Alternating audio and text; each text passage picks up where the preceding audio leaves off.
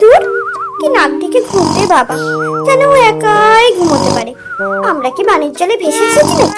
কি আওয়াজ রে বাবা! এই এই আলুর বাচ্চা, ওঠ ওঠ, তোর নাক ডাকার চোটে তো আমাদের ঘুমের 12টা বেজে গেল। ওঠ মোটকা ওঠ। আরে উঠছি উঠছি।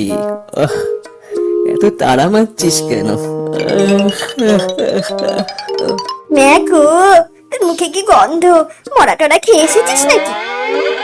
না না, মরা খাবো কেন, ঝিঙ্গে পোস্ত খেয়েছিলাম। কি কি খেয়েছিস বললি? আবার বল। আরে খাবো আর কি, মানুষগুলোই তো আমাকে খেয়ে নেয়, যার সাথে পারে জুতে দেয়, পাজির পাজরা সব। ওরা পাজির পাঝারা, তা তুই বদের বাসা। কথা ঘোরাবি না। তুই ঝিঙে পোস্ত বলেছিস, আমি ঠিক শুনেছি। বলেছি তো বলেছি, পোস্তর সাথে মাখামাখি করে নিজের দামটা না হয় নাই বাড়ালি। থাম থাম, তুই আর কথা বলিস না। তোর তো আবার বাজ বিছান নেই, সবার সাথেই জুতে যাস। ম্যাগো, এই এই, আমি কে জানিস? ওরে আমার পূর্বপুরুষরা দক্ষিণ আমেরিকার লোক রে। থাম, তাল পুকুরে ঘটি দেবে না, আবার জমিদারি দেখাতে এসেছে। কবে কে দয়া করে আমেরিকা থেকে ওনার বাপ ঠাকুরদাকে এনেছিলেন, তাই নিয়ে যেন পার্টিতে পা পড়ে না। ওরে, ওই সাহেবের তো বহু আগেই গেছে, তোর থাকিস তো মাটির তলায়। আমাকে দেখ। দেখে আর কি করব, সত্যি মানুষগুলো আমার জাত রাখলো না।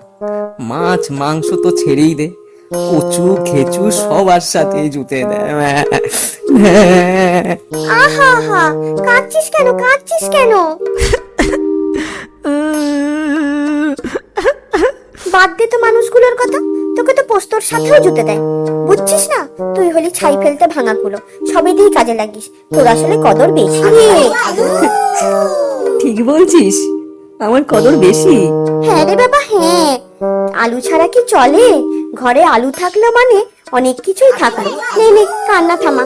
আজ মানুষগুলো আলু পোস্ত করবে শুনছিলাম। কি জানি আজ তোদের সাথে আমাকে নেবে কিনা।